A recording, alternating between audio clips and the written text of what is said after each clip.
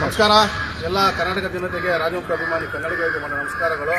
ಇವತ್ತು ಕಮಿಷನರ್ ಆಫೀಸಿಗೆ ಬಂದಿದ್ದೀವಿ. ಉದ್ದೇಶ ಏನಪ್ಪ ಅಂತಂದ್ರೆ, ಈಗ ಎರಡು ಮೂರು ದಿನದಿಂದ ಈ ಸೋಷಿಯಲ್ ಮೀಡಿಯಾದಲ್ಲಿ ಒಬ್ಬ ಅವಿವೇಕಿ ಕಿಡಿಗೇಡಿ ಕುಡಿದ್ಬಿಟ್ಟು ಅಣ್ಣವ್ರ ಕುಟುಂಬದ ಬಗ್ಗೆ ತುಂಬಾ ಬಾಯಿಗೆ ಬಂದಂಗೆಲ್ಲ ಮಾತಾಡಿದ್ದಾನೆ. ವಿಷ್ಣುವರ್ಧನ್ ಅವ್ರ ಸ್ಮಾರಕಕ್ಕೂ ದೊಡ್ಡದಾಗ ತೆರವು ಮಾಡೋದಕ್ಕೂ ಅಣ್ಣವ್ರ ಕುಟುಂಬಕ್ಕೂ ಏನು ಸಂಬಂಧ ಇಲ್ಲ. ಏನು ಪರಿಜ್ಞಾನ ಇಲ್ದಿರ ಅಣ್ಣವ್ರಿಗೂ ಮತ್ತು ಅಣ್ಣವ್ರ ಕುಟುಂಬದ ಬಗ್ಗೆ ತುಂಬಾ ಅವಾಚ್ಯ ಶಬ್ದಗಳಿಂದ ಅವ್ರ ಮಕ್ಕಳಿಗಾಗ್ಲಿ ಅಣ್ಣವ್ರಿಗಾಗ್ಲಿ ನಿಂದಿಸಿದ್ದಾನೆ. ಅದಕ್ಕೆ ಕಮಿಷನರ್ ಆಫೀಸಲ್ಲಿ ಒಂದು ದೂರು ಕೊಡಕ್ಕೆ ಬಂದಿದ್ದೀವಿ. ಮತ್ತೆ ಮಾಗಡಿ ರೋಡ್ ಸ್ಟೇಷನಲ್ಲೂ ಒಂದು ಕಂಪ್ಲೇಂಟ್ ಲಾಡ್ಜ್ ಮಾಡಿದ್ದೀವಿ. ಮತ್ತೆ ಕಮಿಷನರ್ ಇದರಲ್ಲೂ ದೂರು ಕೊಡಕ್ತಾ ಇದ್ದೀವಿ.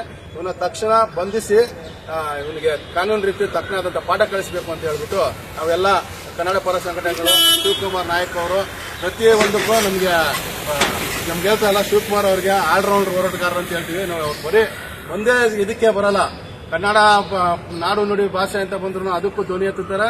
ಬೇರೆ ಯಾವುದೇ ರೀತಿಯಾದಂತಹ ಜನಸಾಮಾನ್ಯರಿಗೆ ತೊಂದರೆ ಆದ್ರೂ ಅವ್ರ ಪರವಾಗಿ ನಿಂತ್ಕೊಂಡು ಅವ್ರು ನ್ಯಾಯ ಕೊಡಿಸ್ತಾರೆ. ಎಲ್ಲ ಕನ್ನಡ ಪರ ಸಂಘಟನೆಗಳು ಸೇರಿ ಕಮಿಷನರ್ ಆಫೀಸಲ್ಲಿ ಒಂದು ದೂರು ಕೊಟ್ಟಿದ್ದೀವಿ. ತಕ್ಷಣ ಇವನ್ನ ಬಂಧಿಸಬೇಕು ಅಂತ ನಮ್ಮ ಆಗ್ರಹ. ಅದಕ್ಕೆ ನಮ್ಮ ಶಿವಕುಮಾರ್ ನಾಯಕ್ ಅವ್ರ ತಂಡ ಅವರೆಲ್ಲ ಸಪೋರ್ಟ್ ಇದ್ದಾರೆ.